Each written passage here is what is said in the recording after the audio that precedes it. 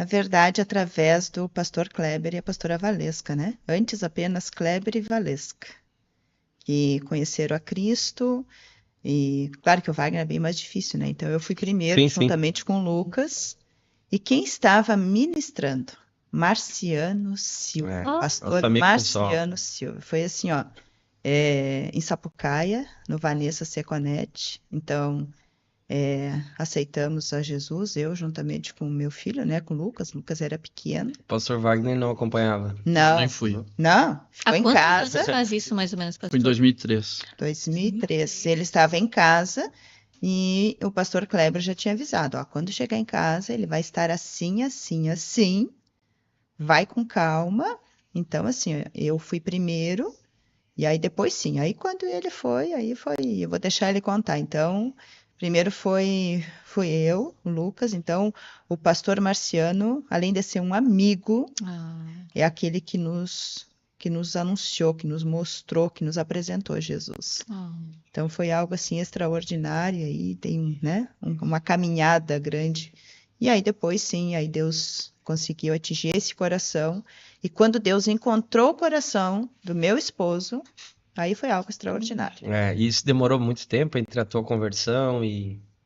Foi logo depois, né? Foi em 2004, daí foi poucos meses e eu relutei com tudo e eu, na época, Na verdade, ele ia para a igreja, daí quando eu comecei a frequentar, ele ia para me levar. Sim, Saía dos rodeios, do jeito que ele estava, e ele ia para a igreja para me levar. E é lógico, né, que Deus sempre tem uma sim, maneira. sim.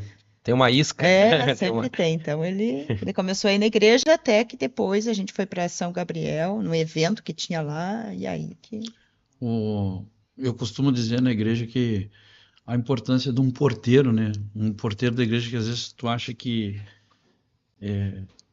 não tem tanta importância, mas não, na verdade, o saudoso irmão Elemar, um diácono da igreja, ele cuidava muito das crianças, assim, e hoje eu não vejo tanto isso na questão de...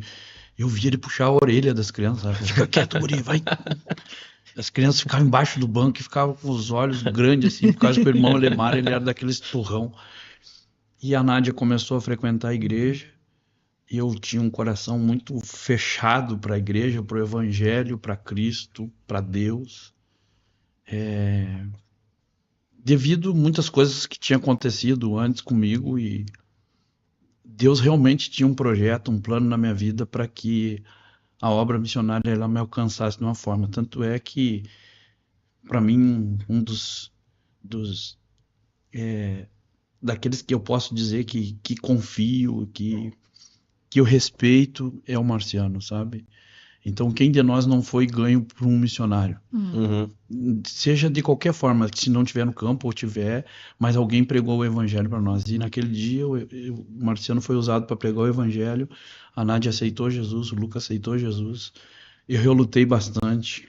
A cidade de onde eu venho, eu sou natural de Alegrete, mas a cidade que eu Não venho... me pergunto se onde ficou. Isso, Mas a cidade que eu morei a minha vida quase toda foi São Gabriel, que é pertinho Que é ali da próximo. igreja, que é próximo, né? E dentro de São Gabriel, eu presidia um centro de Umbanda. E nós tínhamos, dentro desse centro que eu presidia, era o maior da cidade, nós tínhamos 80 congal. Então é como se eu tivesse uma igreja matriz com 80 Várias congregações. E 15 anos, eu dediquei 15 anos da minha vida como presidente para poder fazer congressos, trazer Pai de Santo de tudo que era lado, parava a cidade, nós falava com o prefeito, falava com os vereadores, nós fazia de tudo que vocês imaginar de grandes festas da Umbanda, eu organizava dentro da cidade. Eu nunca recebi entidade nenhuma, graças a Deus. Eu nunca fui muito despojado assim na questão da Umbanda. Eu sempre ia com o pé atrás e sabendo que eu era consciente de que não era um lado bom, mas aquilo me trazia benefícios. Então, Entendi. eu fazia dessa forma, assim. Vi muita coisa errada e muita coisa que às vezes as pessoas duvidam. Eu quero dizer para vocês que realmente acontece, e eu vi coisas que é impossível um ser humano fazer, somente possuído mesmo, somente com esse lado oculto, Então, assim. uma coisa que pode ser afirmada é que é pior do que aquilo que a gente vê. É muito pior. Muito pior. O mundo espiritual que reage em cima disso aí é assim, ó, ele deixa a pessoa transtornada, virada do avesso mesmo, né? Tem coisas que eu não gosto de falar sobre isso, porque isso não faz parte Sim. mais da minha vida e eu me envergonho disso. Mas eu tô contando para vocês, como eu disse, se é um bate-papo, para você saber como é que foi. Sim. Então, Manadia aceita Jesus, eu venho desse lado e é óbvio que eu ainda tinha os meus... Uma resistência. uma resistência muito grande. Eu fui praticamente, desde os meus 14 anos, eu comecei a trabalhar em rodeio como locutor. Então, eu cheguei no ápice, aonde todo locutor queria chegar, locutor de rodeio eu cheguei. Eu alcancei todos os estágios possíveis nessa profissão. Então eu manuseava bem o microfone, eu falava bem, eu tinha bons contratos, trabalhava muito com prefeitura, muito dentro de CTGs, então eu fazia isso. Mas eu tinha um pacto que eu carregava junto comigo e isso tudo foi quebrando, assim, foi desmoronando por causa da bebida. Eu bebia muito. Sim. Eu fumava muito, eu usava drogas, então a minha vida era uma desgraça e eu achava que era feliz e que tinha tudo. Mas eu maquiava muitas coisas. Então, quando houve o confronto do evangelho entrar dentro da minha casa, aquilo para mim foi uma afronta muito grande. Mas aos poucos Deus começou a trabalhar e se Deus tinha um projeto, um plano na nossa vida, ele teria que agir do jeito dele. E foi assim que aconteceu. A Nádia começou a congregar dentro da igreja, nós tínhamos uma caminhonete e a Nádia disse, olha, vai ter um congresso, uma conferência, e eu queria que tu fosse comigo, porque eu disse pro pastor que nós vamos levar ele no nosso carro. E eu disse, o quê? Não pode? Como assim? Não, vamos, nós vamos levar o pastor. E o pastor, e tu vai ser o motorista. Não, não vou. E aí meio que nós discutimos ali, mas acabou que eu fui. Sim, cedeu. Eu fui. E aí eu preparei todo o ambiente para destruir o pastor. Eu peguei todos os meus CDs de rodeio, peguei tudo, botei o som bem alto na caminhonete e cada CD que eu colocava não tocava. Nossa, que forte. E eu disse, meu Deus, o que tá acontecendo, né? Que não toca, que eu testei tudo. E o pastor dava risada. Mas que benção, mas que benção. Tu não quer escutar um dos CDs que eu trouxe? Eu disse, não quero. Eu tenho um aqui. Ele disse, eu tenho um aqui. Olha, de tanto ele insistiu, eu disse, não, mas não pode ter alguma coisa errada. Aí ele me deu o CD que ele tinha. E eu coloquei no carro, aí funcionou. Resultado que eu fiz quase 400 quilômetros escutando aquele CD ali. Pegou 290 e foi. Exatamente. Chegamos lá, para resumir, eles montaram tudo para o congresso e faltou a bateria. Um irmão que ia emprestar a bateria não emprestou e eles tiveram que correr atrás. Aí ele chegou para mim e disse, irmão Wagner... Mas não esquece que tinha programado a pescaria. Ele disse, não, tu vai lá para o evento, exatamente. eu vou para a pescaria. Aí ele teve que arrumar a bateria e acabou a pescaria, ele arrumou a bateria e foi pro evento. Veio um temporal, caía raio, e, meu Deus do céu, e o meu cunhado me ligou e disse, olha, vai ter que ficar para outro dia. Você foi à pescaria. Você foi à pescaria. Deus estava preparando tudo. E aí eu saí com o pastor para ir atrás da tal bateria, e eu fiquei o dia inteiro em volta desse lugar. Só que daí, cada igreja que nós chegávamos, conversava com os irmãos, e como eu andava com o pastor, eles me davam paz do Senhor, me abraçavam, e aquilo... Sim, já era um pastorzão ali. Paz. Aquele negócio me deixava irritado, né? E eu disse, também que esses crentes são pegajosos, né? E aí eu levei a bateria tardinha lá para eles fizeram tudo o congresso, e eu, na noite, tarde da noite terminou, eu entrei para buscar a Nádia. E eu entrei e eu tinha bebido naquele dia. E quando eu voltei para buscar a Nádia, uma senhora bem senhorinha assim, o coque amarrado bem em cima da cabeça, né? Ela veio até mim, botou a mão no meu ombro e disse assim, ó. Forte.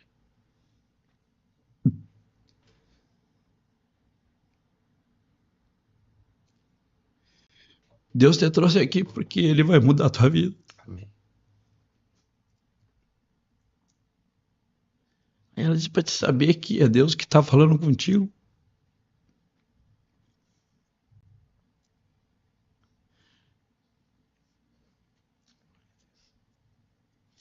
Quando tu colocou a arma na tua cabeça, eu não deixei puxar o gatilho.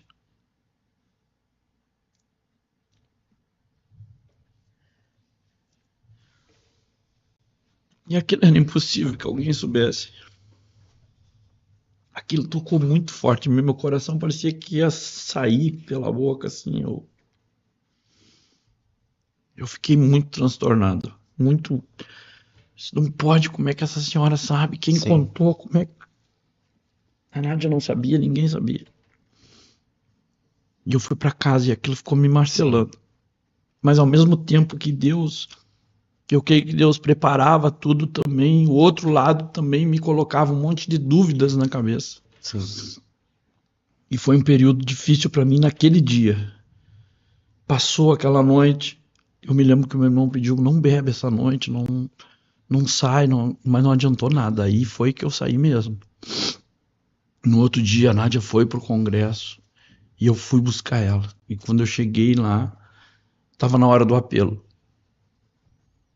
E eles estavam fazendo o apelo, eu cheguei bem no final. E eu sentei no último banco assim, do auditório. O auditório estava lotado de gente. E eu sentei e fiquei quieto. Se eu vou sentar aqui que ninguém vai me enxergar e aquilo de ontem já passou. Aquela velhinha, ela deve ter consultado alguém e alguém deve ter falado. Eu pensava mil e uma bobagem porque eu não era ignorante, eu não conhecia nada. Então, quando o pregador fez o apelo e as pessoas foram tudo para frente, eu olhei, o meu filho estava de mão dada com a Nádia e ele fazia assim com a mãozinha. Nossa.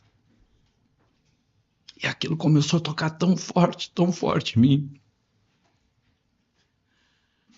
Eu pensei, o que eu estou fazendo aqui? E aí uma voz disse para mim, levanta, vem. Sou eu que estou te chamando. O próprio Cristo. Que forte. E aí eu fui me levantar, quando eu levei a mão na cadeira, assim que eu fui me levantar, eu senti bem direitinho que duas mãos pegaram nos meus ombros e me seguraram na cadeira e disse, não vai. E aí eu fechei meus olhos e eu disse, Deus, se é tu que está falando comigo, me dá força para chegar lá. E eu fui caminhando muito lentamente, como se eu tivesse 50 quilos em cada perna. E a igreja foi abrindo o espaço e eu fui caminhando. Eu era muito conhecido lá na cidade. E quando eu fui chegando lá na frente, que estava a Nádia e o Lucas, a igreja já estava muito pentecostal, muito fervorosa. O pastor não falou nada o que estava pregando, ele só pegou o microfone e entregou na minha mão. E eu peguei o microfone e quando eu fui dizer que aceitava Jesus, a minha voz, ela sumiu, eu não tinha voz. Eu fiquei mudo por uns 5 minutos, 10 minutos talvez. E eu só chorava. Mas em pensamento eu disse, Deus, se tu quer eu para ti mesmo, então faz alguma coisa, me devolve a minha voz, porque eu não estou conseguindo falar. E a minha voz voltou e daí eu mesmo declarei que eu queria aceitar Jesus Glória e que a eu Deus. queria Glória mudar a a minha Deus. vida. Glória a Deus. Que bênção. Foi muito marcante esse dia. Isso foi num domingo, encerramento do congresso lá, da conferência.